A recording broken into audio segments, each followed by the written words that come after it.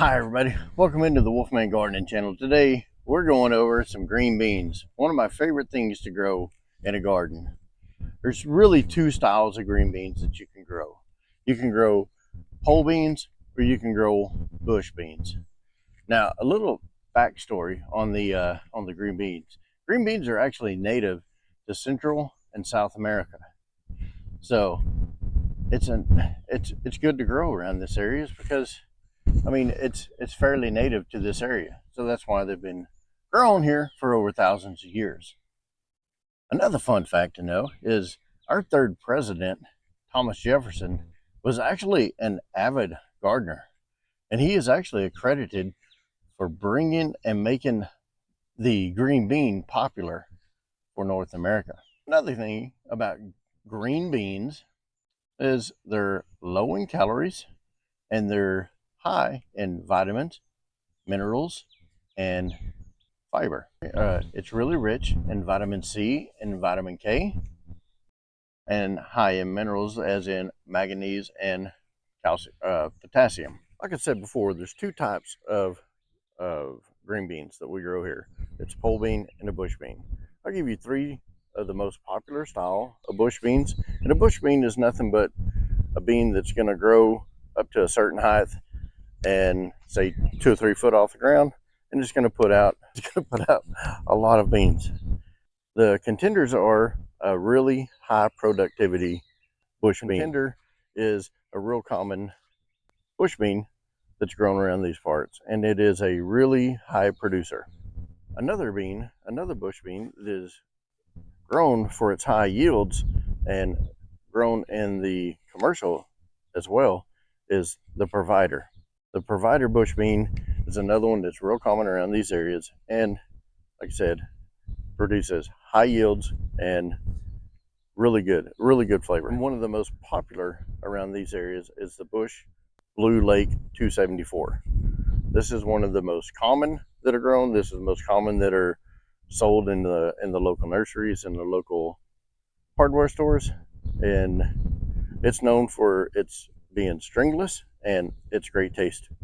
Now the other style is pole beans. Now, one of the most popular around this area is the Kentucky Wonder pole bean. It's grown around here a lot because the Kentucky Wonder has great flavor.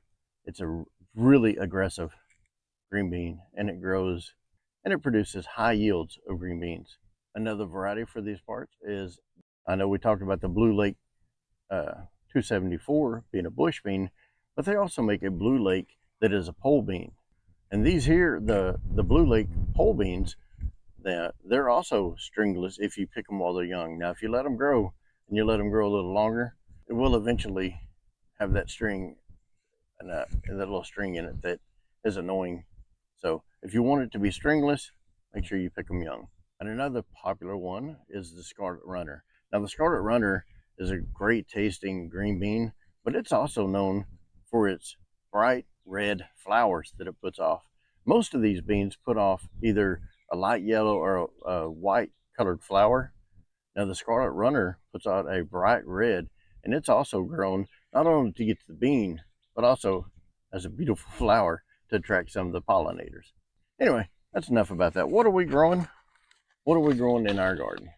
Well, we are growing the Bush Lake, or the Bush Blue Lake 274s. I like these. These are really great. These are good for canning, and we do a lot of canning around here and put up a lot of green beans for the winter. So these Bush Blue Lake are great for that. Another thing that I'm trying this year, it's a new purple pole bean that I got off of MI Gardener, and it is the red noodle bean. Now, I'm not sure exactly. I've never grown these, never tasted them, but they're supposed to be able to get up to 2 or 3 foot long, and they're supposed to have really great taste. And of course, when you cook them, they turn green. The red comes off of them. But anyway, we're going to plant these on the arches and let them line up over, and we'll check back later on and see kind of how these are. So let's get started. Let's get to it. Let's get into the garden and start planting. We're putting these bush beans on this trellis that we made. Now it's about 1.5 feet off the ground. These don't necessarily have to have a trellis, but we do want to try to keep them up off the ground a little bit. That way we can get some better airflow underneath our bush beans and try to keep some of the bacteria and some of the pests off of our plants. And what we did, you'll see here, we took this drip line, and this is a 1/4-inch drip line that I got at Home Depot. It ties into my main line. It's got a valve on the end.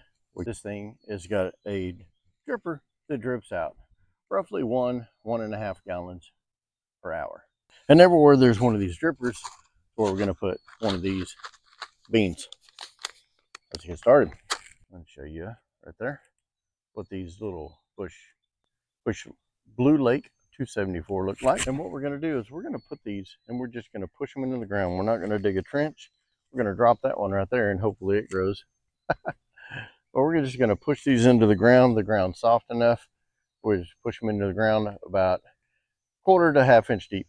Okay, for our pole beans, we dug a trench about 2 inches deep. We run our drip line, our 1/4-inch drip line down here. And what we're going to do is we're going to bury this drip line on this one. And if you'll notice, they're right on the tomatoes, because there's 2 reasons for that. One, the beans are going to feed the tomatoes nitrogen, and the tomatoes are going to feed the beans. So they're going to work in companion with each other.